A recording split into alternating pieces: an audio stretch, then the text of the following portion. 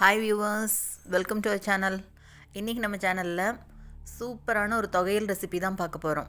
வெங்காயம், தக்காளி, தேங்காய் எதுவுமே சேர்த்தாமல் சூப்பரான ஒரு தொகையல், முட்டைக்கோஸ் தொகையல் இதான் இன்றைக்கி பார்க்க போகிறோம். சொன்னால் தான் தெரியும் கோஸ் போட்டிருக்குன்னு சொல்லிட்டு, அவ்வளோ டேஸ்ட்டாக இருக்கும்.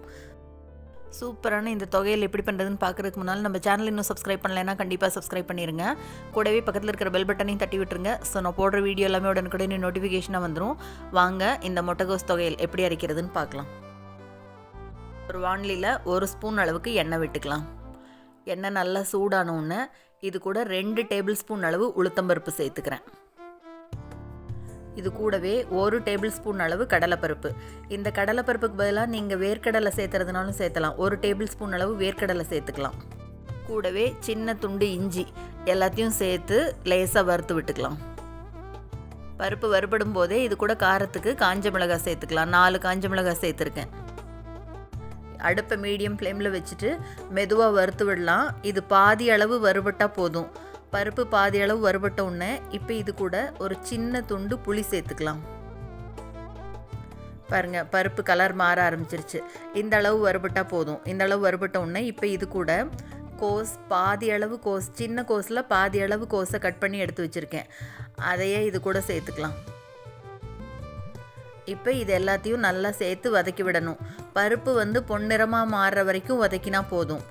கோஸ் கூட தண்ணி எல்லாம் தெளிச்சிட வேண்டாம், இப்படியே வதக்கினா போதும்.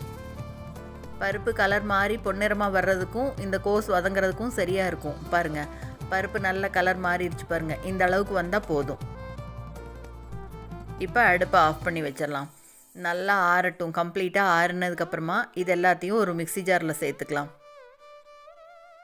இந்த தொகையலுக்கு தேவையான அளவு உப்பு சேர்த்துட்டு முதல்ல இது எல்லாத்தையும் ஒரு தடவை சும்மா அப்படி கொரகொரப்பாக ஓட்டி எடுத்துடலாம். பாருங்கள், தண்ணி எதுவும் சேர்த்தாமல் இந்த மாதிரி கொரகொரப்பாக அரைச்சிட்டு இப்போ இது கூட ஒரு கைப்பிடி அளவு கொத்தமல்லி, நல்ல ஃப்ரெஷ்ஷான கொத்தமல்லி தலையை சேர்த்துட்டு கொஞ்சமாக தண்ணி தெளித்து மட்டும் விட்டால் போதும். தெளித்து இந்த மாதிரி தொகையல் பதத்துக்கு அரைச்சிக்கலாம்.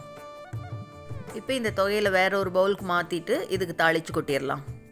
அடுப்பில் எண்ணெய் 1 ஸ்பூன் ஊற்றி வச்சுருக்கேன். எண்ணெய் காஞ்ச உடனே கடுகு சேர்த்துட்டு கடுகு பொரியட்டும். பொரிஞ்ச உடனே கூடவே ஒரே ஒரு காஞ்ச மிளகாய், கிள்ளின மிளகாய் சேர்த்துட்டு இது கூட ஒரே ஒரு கொத்து கருவேப்பிலை, 3 நல்லா பொரிஞ்சதுக்கப்புறமா அடுப்பை ஆஃப் பண்ணிவிட்டு எடுத்து இந்த தொகையல் மேலே கொட்டிட வேண்டியது. அவ்வளோதாங்க, நல்ல டேஸ்டியான முட்டைகோஸ் தொகையல் ரெடி ஆயிடுச்சு. இதை தோசைக்கும் தொட்டுக்கலாம், சாதத்தில் கலந்தும் சாப்பிட்லாம். அவ்வளோ டேஸ்ட்டாக இருக்கும். கண்டிப்பாக சொன்னால் மட்டும்தான் தெரியும் இதில் முட்டைகோஸ் சேர்த்துருக்கோன்னு சொல்லிட்டு. அவ்வளோ நல்லாயிருக்கும். கண்டிப்பாக இந்த ரெசிபியை செஞ்சு பார்த்துட்டு மறக்காமல் கமெண்ட் பண்ணுங்கள். இந்த வீடியோ உங்களுக்கு பிடிச்சிருந்ததுன்னா லைக் பண்ணுங்கள், ஷேர் பண்ணுங்கள், கமெண்ட் பண்ணுங்கள். மறக்காமல் நம்ம சேனலை சப்ஸ்கிரைப் பண்ணுங்கள். கூடவே பக்கத்தில் இருக்கிற பெல் பட்டனையும் தட்டி விட்டுருங்க. ஸோ நான் போடுற வீடியோ எல்லாமே மிஸ் பண்ணாமல் பார்க்கலாம். தேங்க்ஸ் ஃபார் வாட்சிங்.